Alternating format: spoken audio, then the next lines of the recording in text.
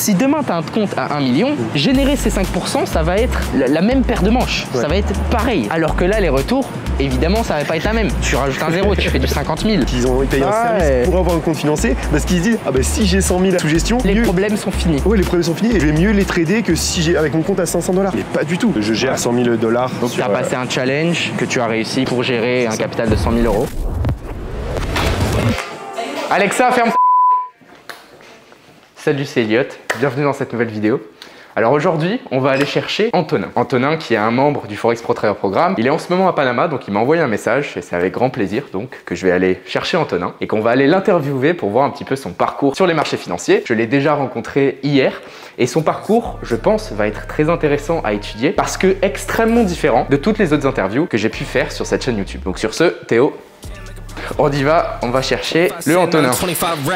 Got started, no we ain't done yet. But a new crib, that's a goddamn flex. Sign that check. Told them last year that I've been on the next. Can't take calls, but I send that text from way down Temple. Bon, alors maintenant on va aller chercher Antonin, puis on va aller se diriger vers Casco Viejo, qui est la vieille ville de Panama. J'ai pris un petit appart là-bas pour l'occasion. Je trouvais que ça changerait de la maison. Ça fait un endroit un petit peu plus latino. Et au bout du compte, Antonin n'est pas de latino, alors où est... Il est juste là-bas. Il est juste là-bas. Lunettes, casquette. Et du coup, c'est pour ça que je suis derrière, hein, les gars, c'est normal. Hein. Évidemment. Hey, hola amigos. Yo, ça va frère? Merci d'être venu me chercher. Hein. T'inquiète. Bon, du coup, je vous présente Antonin. Antonin, t'es arrivé quand à Panama déjà? Je suis arrivé là il y a 3-4 jours, là. Je suis arrivé à Panama. 3-4 jours. Et du coup, comme on dirait ici, qu'est-ce le Panama? Bah super, en vrai ça change complètement de l'Europe, complètement dépaysé. Et ouais non c'est cool. Parce que toi à la base t'es de Bordeaux, ça? C'est ça, moi je suis de Bordeaux, donc la France classique quoi, grosse ville française classique. Ouais.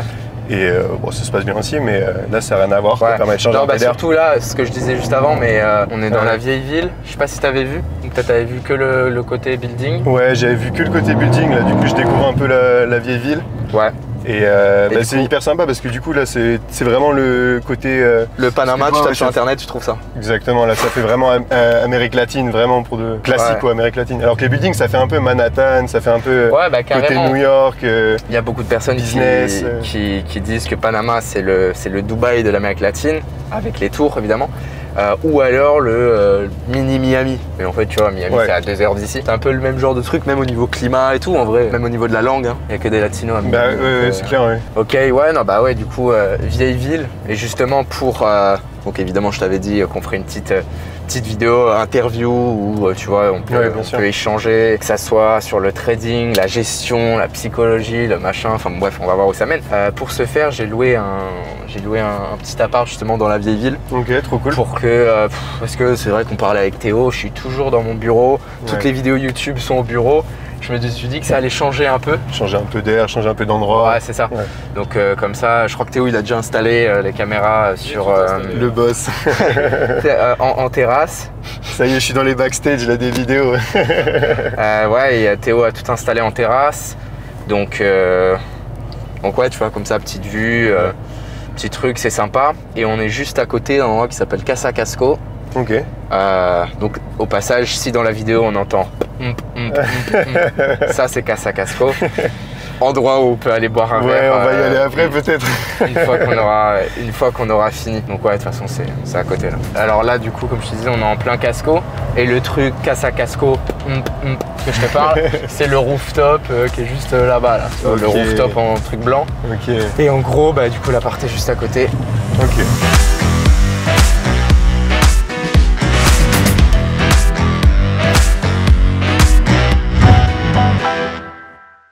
On se retrouve sur la terrasse avec les végétations, avec l'air marin, avec la mer, etc.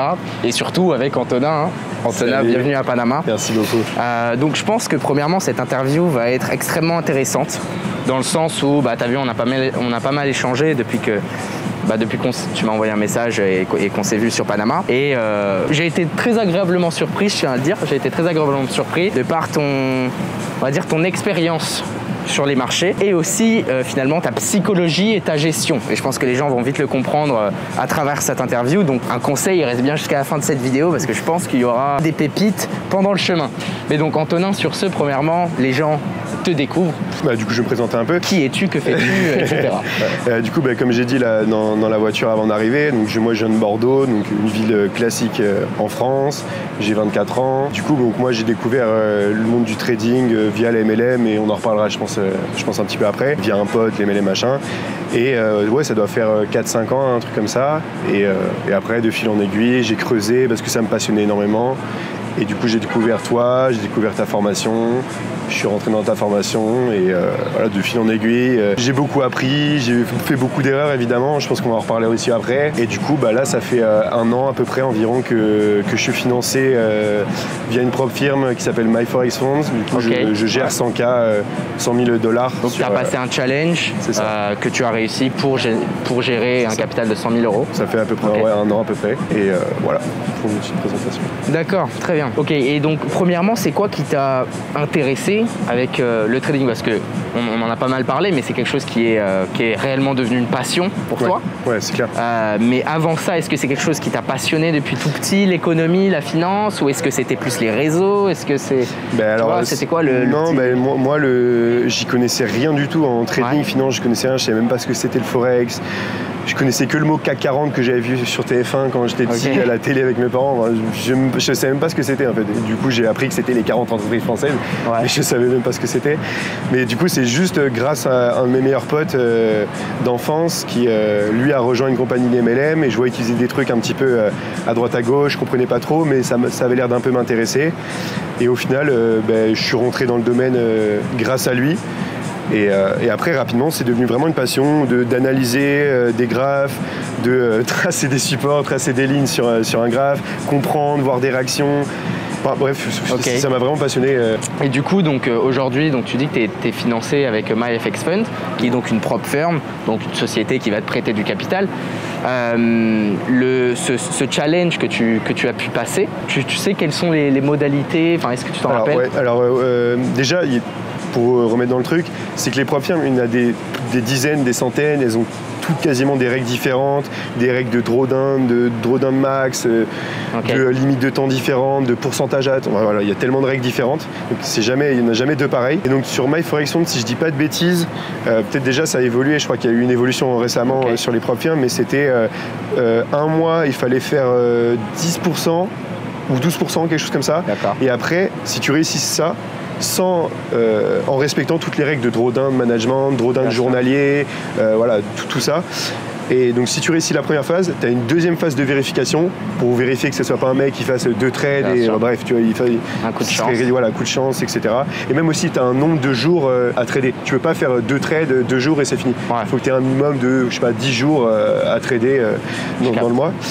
Donc après tu réussis la première phase, tu as une deuxième phase de vérification qui elle était plus longue, c'était sur 2 mois et il fallait faire moins de pourcentage, je crois que c'était 5 ou 8%, je me souviens plus exactement, mais c'était dans ces eaux-là, donc moins de pourcentage, une durée plus longue et pareil pour voir avec plus de jours à trader, donc pour voir si dans le temps, donc pour avoir je pense un track record plus long pour la société, pour voir si tu as un bon risk management, tu fais pas n'importe quoi avec ton capital, etc. Et voilà. Et après, du coup, si tu réussis ta deuxième phase de vérification, et bien là, du coup, ils vont te certifier, ils vont t'envoyer un certificat, machin, et après, ils vont te fournir un... Ok. Et du coup, alors, premièrement, pour passer donc ce challenge, comme tu disais, tu as dû faire 10%, puis après 5% en 2 mois, etc. Donc, c'est qu'à ce moment-là, tu avais atteint, en quelque sorte, un certain niveau, une certaine rentabilité pour te permettre de faire ça et surtout pour te permettre de passer le challenge. C'est ça, exactement. Bah oui, parce que le but, c'est pas de, comme on a dit, de faire 2 trades, réussir le challenge. Bien sûr. Mais il y en a plein qui font ça et au final, ils retombent sur leurs pattes, que ce soit 1 mois ou 6 mois après, ils retombent sur leurs pattes. Bien sûr. C'est toujours comme ça. Et donc, étant dans le domaine finance et surtout en voyant beaucoup de volume retail, on va dire, je sais que c'est quelque chose que les personnes ont un petit peu en apogée, en but de passer des challenges propres firmes. Qu'est-ce qui, premièrement, tu penses, t'a permis de réussir le challenge, tout simplement? C'est un tout déjà d'avoir eu un bon bagage de connaissances. À ce moment-là, tu tradais des comptes perso, genre des petits comptes? Ouais, je tradais des petits comptes à quelques milliers. Donc tu tradais déjà live? Ouais, avec quelques milliers d'euros, mais enfin rien de fou. Et du coup, j'essaie de build en compétences un peu, accumuler en expérience. Et quand j'ai commencé à être un peu régulier avec mes comptes perso, et après je me suis dit bon, c'est bon, je pense que c'est le moment de commencer un challenge. Je n'ai raté un en premier, mais de très peu. Je me souviens, j'avais raté de très peu un premier challenge. Parce que je pense que je m'étais peut-être un peu mis la pression, j'étais peut-être un peu trop excité par le truc. Avec du recul, je pense que c'est un peu ça surtout. Et après, du coup, je me suis pas découragé parce que je me suis dit, en vrai, j'ai le niveau, j'ai les compétences, j'ai les connaissances. Du coup, j'ai retenté un deuxième challenge que après j'ai réussi brillamment, entre guillemets, sur la deuxième tentative. Et oui, du coup, comment j'ai réussi à passer un challenge? Déjà, le parcours classique, c'est que j'ai fait toutes les erreurs que, pour moi, je pense qu'un trader doit faire. Voilà, donc pour toi, faire des erreurs au début en tant que trader, c'est obligatoire. Je vois pas en fait comment tu peux avoir une expérience solide sans faire les erreurs. Même si tu apprends de quelqu'un qui a fait les erreurs, qui te dit ouais, fais pas ci, fais pas ça, etc. Tu vas voir, ça te fait rien, t'en fous. Au final, ce qui se passe vraiment, je pense, dans quasiment 100% des cas, c'est que au bout d'un moment, tu vas faire l'erreur. Et là, derrière, il faut que tu rebondisses, que tu comprennes et voilà, que tu apprennes de ces erreurs, de cette erreur précise pour repartir de l'avant. Et moi, j'ai fait toutes les erreurs classiques, cramer des comptes, j'ai fait MLM, j'ai fait des signaux, enfin, j'ai souscrit à des signaux, etc. Donc pour toi, MLM et signaux, c'est erreur en trading. Au final, c'est juste... ça te fait miroiter que tu vas faire tant de pourcents, que tu vas flipper un compte de 500 à 10 000 $ en quelques semaines, enfin classique quoi. Au final, non. Du coup, il y a eu ça, les erreurs. Et après, ça suffit pas de faire les erreurs, ou alors vraiment, il faut que tu sois super bon, que tu arrives vraiment à être. Je pense analyser mais vraiment être. Je pense que c'est hyper rare les personnes qui arrivent à être vraiment autodidactes à 100%, à s'en sortir. Pour moi, c'est super rare. Je pense que tu es la seule personne que je connais qui a réussi à faire ça. Et encore, je pense que tu as eu un ou deux mentors. Tout seul, pour moi, c'est impossible. Mais que ça soit le trading ou d'autres domaines, en vrai, c'est presque n'importe quel domaine. Et du coup, comme j'ai dit en intro, après, je t'ai rencontré, enfin, pas personnellement, mais je t'ai découvert. J'ai découvert ta formation. J'ai trouvé que c'était carré, que ta façon de parler, ça se voyait que tu avais de l'expérience, que tu donnais des petites infos que je voyais pas sur les autres formateurs, etc. Et donc du coup j'ai pris ta formation et là vraiment ça a été, je suis passé de là à là en 6 mois, en 1 an, ça a été un énorme bond parce que j'ai vraiment pu apprendre le risque, même des trucs bidons, le risk management, les trucs chiants, le hedging, des trucs, les trucs chiants. Et au final, mais tu te rends compte qu'avec ces connaissances-là, c'est quasiment impossible après de cramer des comptes parce que tu as un contrôle sur ton risque, etc. Et donc du coup, ta formation, l'analyse fondamentale, la compréhension de l'économie, l'interconnexion des marchés, tout ça qui peut paraître complexe. Enfin, moi, je trouve ça super passionnant. Donc ça, c'est le truc qui t'a permis de passer le cap. Et donc, j'ai la réponse, on en a déjà un petit peu parlé, mais donc là, ça fait 1 an que tu es sur un compte propre. Que je suis financé, que tu es financé à hauteur de 100 000 €, donc qui, comme je le disais juste avant, est un petit peu le but, l'objectif, le Graal de beaucoup de traders retail. Là, du coup, ça fait donc 1 an que tu es financé par MyFX Funds à hauteur de 100 000 €. Quel a été un petit peu ton parcours? Où est-ce que tu en es en termes de performance sur 1 an? Même si j'ai déjà la réponse, mais je veux vraiment que tout le monde l'entende parce qu'il y a tellement de points à apprendre et que les gens finalement comprennent et ouvrent les yeux. C'est extrêmement intéressant. Du coup, au final, la performance, elle va pas du tout être sexy. En mode, j'ai fait 15 000% ou je sais pas quoi, ou j'ai fait 25 000 $ avec le compte. Je suis totalement à flat, à break-even sur 1 an. Donc, tu as été en gros break-even, donc à peu près à 0 sur 1 an. Et si je dis pas de bêtises, sur les comptes Prop Firm, tu as quand même des limites de drawdown qui, quand elles sont atteintes, tu es kicked out tout de suite. Même financé, il te kicked out, même si tu es financé. Donc c'est ce dont on parlait, mais Donc en un an, tu n'as pas réussi à faire de l'argent en trading. Très bien. Mais j'en ai pas perdu. Mais tu n'en as pas perdu. Ça, c'est très important déjà. Et tu n'as jamais atteint les drawdowns maximum pour te faire sauter les comptes. Donc en un an, tu as toujours cette gestion. Parce que bonne gestion de risque que j'ai appris grâce à toi. Je ne vais pas m'envoyer en l'air, même si j'ai fait 5 pertes d'affilée, je ne vais pas m'envoyer en l'air parce que justement il y a une bonne gestion de risque, gestion des drawdowns, etc. qui fait que je suis toujours dans la course, je suis toujours là. Bien sûr, bien sûr. Et quand tu regardes du coup là sur le 1 an, est-ce qu'il y a premièrement, on va dire 2 questions. Est-ce que tu serais capable d'identifier plus ou moins ce qui t'a soit bloqué ou ce qui t'a pas permis de passer le cap de rentable sur l'année? Et deuxièmement, est-ce qu'il y a une différence entre tes performances des premiers 6 mois de l'année et tes performances des deuxièmes 6 mois de l'année? Est-ce que tu vois que ça va dans la bonne direction? Quelles ont été les erreurs? Qu'est-ce qui... Alors justement, tu fais bien d'en parler parce que justement les 6 premiers mois n'ont pas été catastrophiques mais n'ont pas été très bons. Je pense que j'ai encore fait quelques erreurs. Pas de débutant, mais des erreurs. Voilà, j'ai peut-être pris certains trades que j'aurais pas dû prendre, j'ai mal géré certains risques. Et surtout aussi, c'est que c'était je crois, il y a pile 6 mois, il me semble que c'était en décembre, quelque chose comme ça. J'ai fait une grosse erreur où j'ai voulu trader une news et je me suis pas envoyé en l'air, mais du coup, je me suis fait slipper sur une news qu'on s'appelle le slippage. Et j'ai perdu beaucoup plus que ce que j'avais risqué et ça m'a un peu cassé. Ça t'a déstabilisé. Même émotionnellement, ça m'a un peu cassé à ce moment-là. Mais du coup, derrière, j'ai réussi à rebondir et je pense que justement, ce moment-là, c'est peut-être un moment pivot dans cette gestion-là des 1 an de la propre firme. De ce moment-là, je me suis dit, allez, c'est bon maintenant, plus jamais je trade de news. C'est pas mon style, c'est pas pour moi, il y a trop de risques que j'arrive pas à maîtriser. Je vais vraiment me concentrer sur ce que je sais faire, ce que je maîtrise à 100%. Et du coup, les 6 derniers mois, justement, là, je commence à bien remonter la pente. Je suis dans la bonne direction, on va dire. Okay. Donc, je pense que les 6 prochains... Donc, en gros, les premiers 6 mois, c'était down, mais bien géré, parce qu'évidemment, sinon, tu te serais fait sauter ton compte. Et les 6 mois d'après, les derniers, 6 mois, finalement, ça a été plutôt une remontée. Exactement, c'est plutôt ça, exactement. Ok, très bien, je vois. Très bien. Et dans ce cas, parce que oui, c'est ce que je disais en début de vidéo, mais beaucoup de personnes là vont sûrement quitter la vidéo et se dire « Oh mais attends, mais c'est de la merde, le mec en 1 an, etc. » Les gars, il faut comprendre quelque chose en trading. Et je sais que c'est pas sexy, tu le sais, je le sais, c'est pas ce que tu as envie d'entendre, mais le trading est un monde ultra compétitif et cette compétition est la même que tu rentres sur le marché à 18 ans avec 1 mois d'expérience ou que tu aies 55 ans, plus de 30 ans d'expérience sur le marché, la compétition c'est la même. Donc de manière générale, le chemin classique pour un trader, c'est de commencer et de perdre de l'argent parce que évidemment dans cette compétition globale, tu vas être perdant. Puis c'est généralement le passer à un step de break-even où justement, comme ton cas, tu es capable de cette fois-ci gérer tes risques, gérer tes émotions pour pas faire de la merde. Pas t'envoyer en l'air. Voilà. Et ce que je dis tout le temps, mais le but, c'est pas d'essayer de faire des home runs, c'est pas de faire du 1 million par mois. Non, c'est de pas faire de la merde. Une fois que tu as réussi à faire ça, mais le reste va être beaucoup plus simple. Et c'est pour ça que quand on parlait, je te disais, là, tu es réellement sur la bonne voie. Et de toute façon, tu peux le voir statistiquement parlant sur les derniers 6 mois.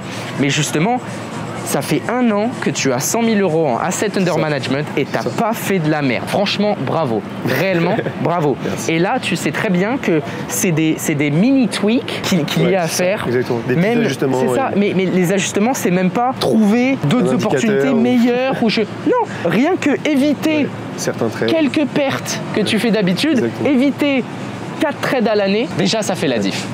Et c'est ce dont on parlait, mais une fois que tu passes réellement ce cap là, que tu es en train de passer justement, tu as passé la partie perdant, tu as passé la partie break-even et là tu es en train de switch sur la partie rentable. Maintenant que tu arrives sur la partie rentable, c'est là qu'on se rend compte qu'en fait le scaling en trading, c'est quelque chose qui est extrêmement intéressant et qui n'est pas le même dans tous les business. Parce que à l'heure d'aujourd'hui, tu trades 100 000. Tu arrives à générer 5% de 100 000, ça fait 5 000. Tu gagnes 5 000 € dans le mois. Maintenant, si demain tu as un compte à 1 million, générer ces 5%, ça va être la même paire de manches. Ça va être pareil. Alors que là, les retours, évidemment, ça va pas être la même. Tu rajoutes un zéro, tu fais du 50 000, tu vois. Tu fais du 50 000. Et beaucoup enfin beaucoup non, mais certaines personnes, on va dire, pensent que des retours que certains traders font sont inatteignables et que c'est impossible, etc. Et le comparent avec de gros fonds d'investissement ou de grosses têtes telles que Warren Buffett, etc. Ça n'a rien à voir. Ça n'a rien à voir en termes de liquidité, en termes de capital. Faire un 70% à l'année sur 1 million, c'est une chose.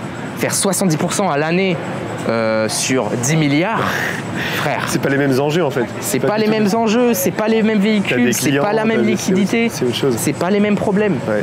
Et donc voilà, c'est une chose à voir. Mais donc déjà, ça me fait super plaisir que tu es sur cette voie-là. Mais donc justement, en ayant cette expérience, tu vois, d'avoir eu un compte pendant 1 an, MyFXFun, et de l'avoir réussi à le garder, encore une fois, je te félicite sur ça. Qu'est-ce que tu aurais à dire pour toutes les personnes qui, j'ai envie de dire, succombent un petit peu par le côté attrayant des prop firms, le côté marketing des prop firms, et qui pensent réellement que leur but, leur objectif, c'est de tout de suite, le plus rapidement possible, passer un compte prop firm. Je vais te donner un exemple. Je vois même des personnes, je ne sais plus sur quel site, mais en gros, c'est un service où ils proposent de te faire passer des challenges, en gros. Donc en gros, tu es à peu près garanti d'être financé. C'est ridicule parce que ça sert à rien. Alors, pourquoi, d'après toi, déjà, je sais plus si on l'a dit tout à l'heure, mais c'est pas du tout une fin en soi d'avoir un compte financé. Parce que j'aurais pu avoir mon compte financé et 2 mois plus tard, je m'envoie en l'air, j'atteins la limite de drawdown et ciao, t'as plus le compte financé et retour à la case départ. Et t'as juste payé le challenge. J'ai juste payé le challenge et la société, elle est très contente. Merci monsieur, au revoir. Et voilà. Et ça, c'est le problème. C'est le problème de tellement de gens, c'est ce que je vois sur les réseaux, mais du coup toi aussi tu dois le voir, c'est que c'est une fin en soi d'atteindre le compte financé. Ils vont tout faire, et là comme tu as dit, je savais pas, mais les mecs ils payent un service pour avoir un compte financé, parce qu'ils se disent, ah bah si j'ai 100 000 sous gestion, probablement les problèmes sont finis. Oui, les problèmes sont finis, et genre je vais mieux les trader que si j'ai avec mon compte à 500 $. Mais pas du tout, ça n'a aucun sens. C'est ce que beaucoup de gens se disent, c'est avec 500 j'arrive pas, mais c'est sûr quand j'aurai 100 000 euros, et moi je me le suis dit au début, c'est ce que je me suis dit, ouais mais si j'avais 10 millions, ça serait plus facile, je m'en sortirais mieux. Pas du tout, aucun rapport, c'est pas du tout comme ça. Et du coup... tu vois, l'important en fait, c'est et c'est ce que les personnes oublient, mais c'est réellement apprendre à trader. Ouais. Et la prop firm, je n'ai absolument rien contre, ça peut être un excellent tremplin, mais avoir un compte prop firm ne te garantit en rien quoi que ce soit. C'est que tu as juste plus d'argent sous gestion. Ouais. Mais comme tu disais, si tu sais pas gérer 5 000, tu vas pas savoir gérer 100 000, tu vas pas savoir gérer 500 000, et t'es obligé de passer par cette chose. Et donc malheureusement, encore une fois, et comme je disais, c'est pas la faute des prop firms, mais les personnes ont toujours ce truc de vouloir gagner rapidement, de la solution de facilité. C'est comme avec les signaux. Et les prop firms sont un effet de levier, mais ce n'est pas une solution de facilité. C'est pas une solution en aucun cas. Si tu es très bon et que tu fais du 10% par mois sur tes petits comptes, dans ce cas incroyable. Et il y a de grandes chances que tu puisses le répliquer sur un compte. Le conseil qu'on pourrait donner, c'est essayer de build en compétences avec des petits comptes. Voilà. Même si tu as un petit compte à 1000, 2000 balles en réel, au moins prends en expérience, apprends à se gérer ce compte. Et vraiment, le gros conseil, c'est d'essayer de gérer ce compte comme si, mets-toi dans le mindset comme si tu gérais 10 milliards.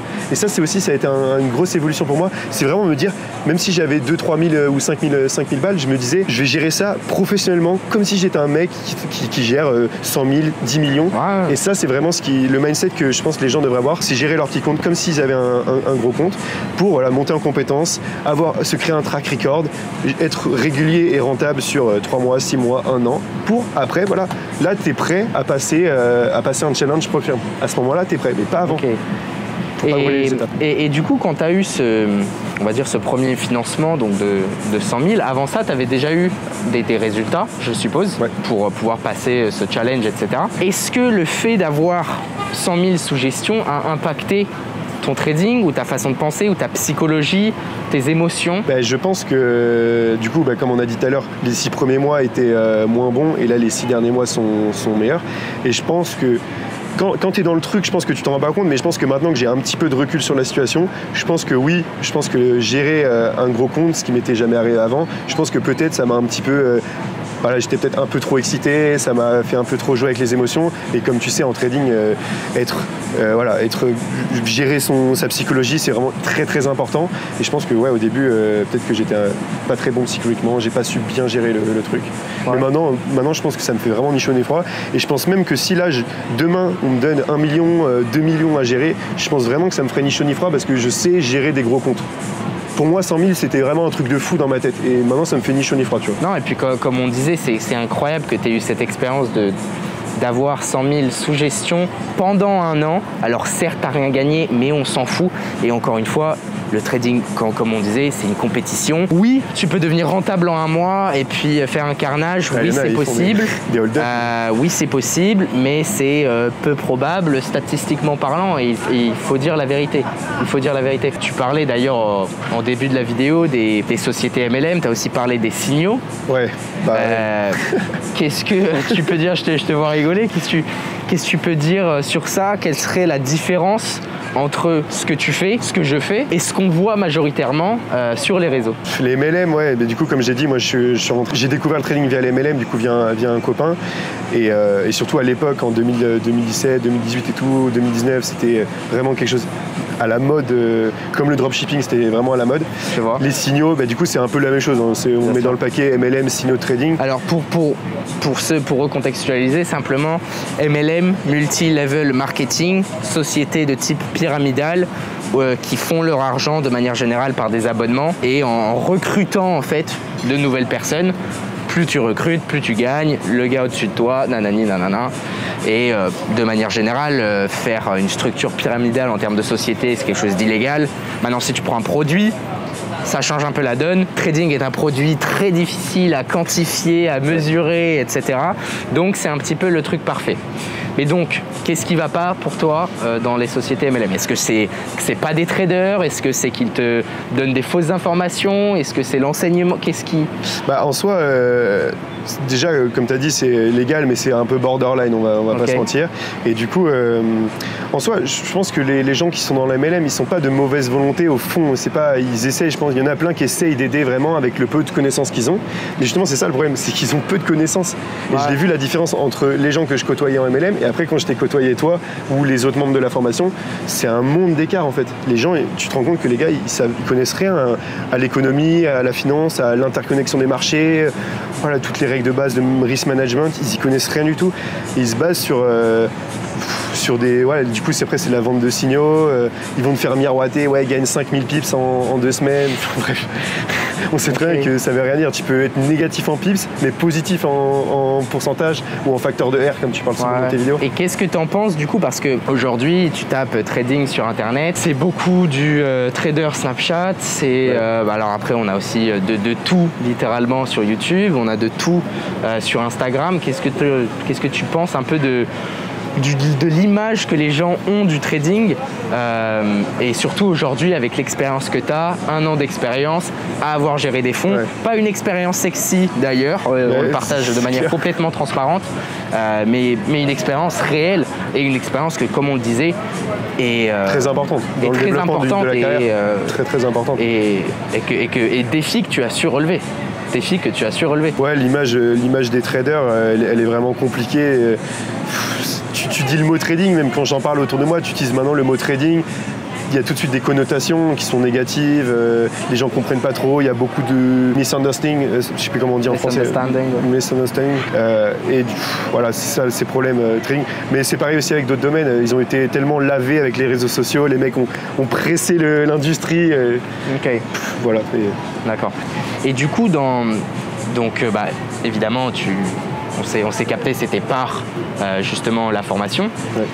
Donc, dans le Forex Pro Trader Programme, pour toi, quels sont les points spécifiques, tu vois, qui t'ont permis de step up ton game par rapport à là où tu étais avant? Je suppose que c'est pas support résistance, non, ça chose qu'on peut littéralement trouver partout. Ouais, ça tu peux le trouver, même les guignols ils arrivent à t'apprendre le support et résistance, ça va.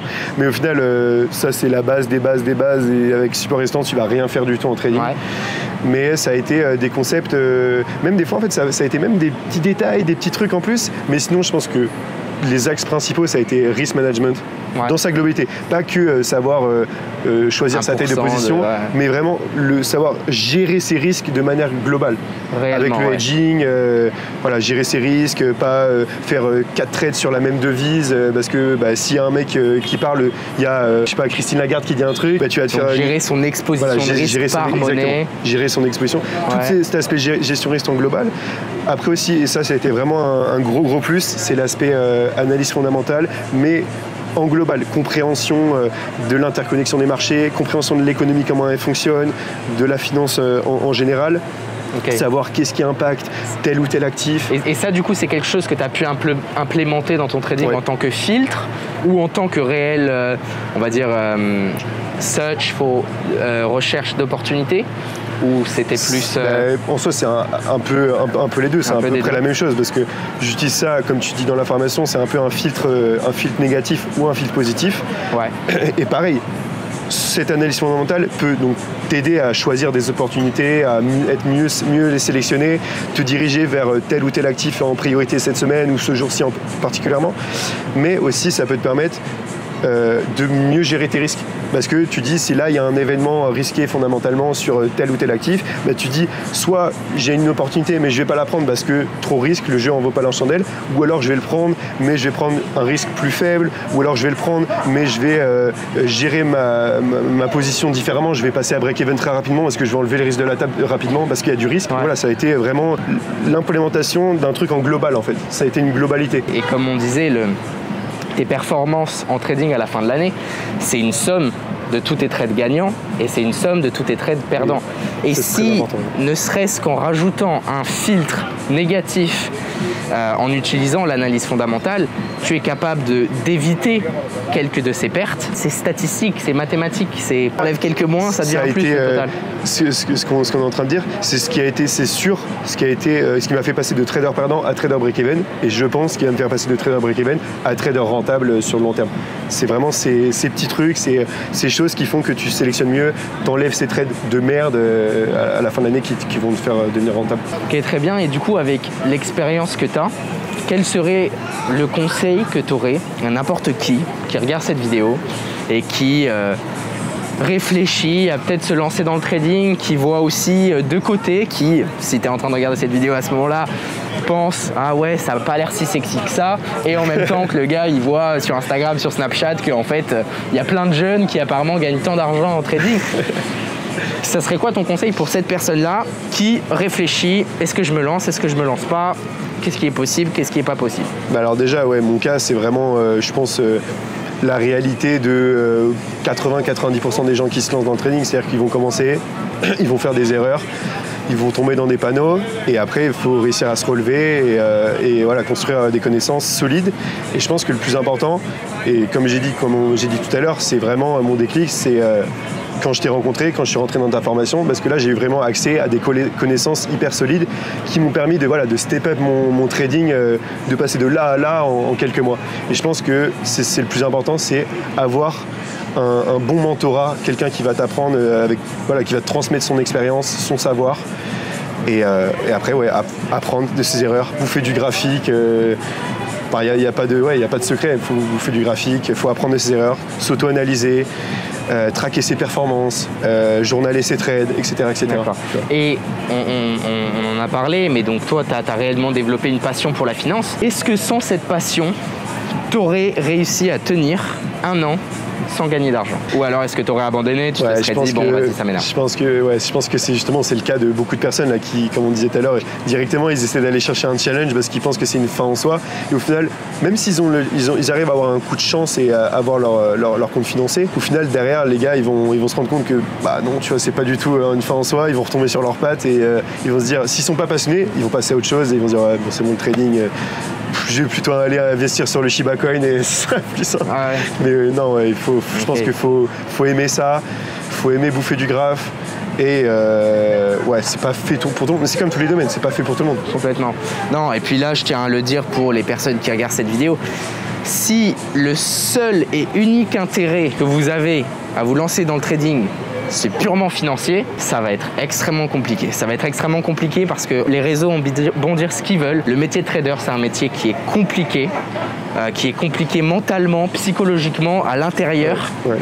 Et si t'aimes pas ça, et que tu le fais vraiment juste pour l'argent, ça va te saouler avant de passer ce cap de trader rentable. Et donc tu auras perdu ton temps et de l'argent en plus. Donc pire truc. Donc si c'est un petit peu ton cas, je te recommande même pas de te lancer. Et donc justement pour toi, ce serait quoi les conseils que tu aurais, on va dire, pour ne pas fuck up dans ta première année de trading? Tu vois, quelles sont en gros les erreurs de débutant pour toi? Parce que quand on regarde sur ta dernière année, les erreurs que tu as pu faire, c'est des choses qui t'ont permis de développer de l'expérience, mais je dirais pas que c'est des erreurs débiles de débutants, parce que sinon tu aurais grillé tes comptes, tu les aurais perdus, et ça n'a pas été ton cas. Donc qu'est-ce qui pour toi est les 4 erreurs les plus communes, on va dire, que tu vois passer le plus? Comme on en avait parlé tout à l'heure, il n'y a pas une seule erreur ou une solution miracle qui fait que tu vas passer de trader perdant à trader non, mais voilà, plutôt on va dire les 4 erreurs les plus communes. Il y a plusieurs choses.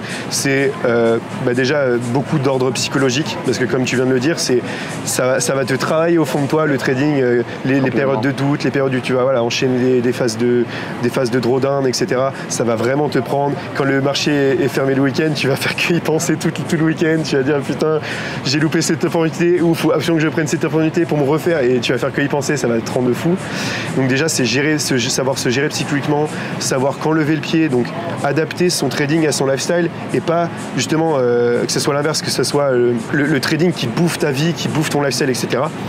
Et donc déjà de l'ordre psychologique, et après ça va être des choses plus être plus sélectif sur ses trades. Ça c'est vraiment quelque chose qui m'a beaucoup aidé, c'est vraiment savoir des fois laisser passer des trades pour X raisons, mais les laisser passer. Réaliser qu'il n'y a pas de corrélation entre le volume de trades, le nombre de trades et la performance. Trader plus, ça veut pas dire gagner plus, ça c'est clair. Après ça va être psychologie, se mettre plus sélectif, ne pas overtrader, ça c'est hyper important, et ça je le vois même dans le groupe de la formation.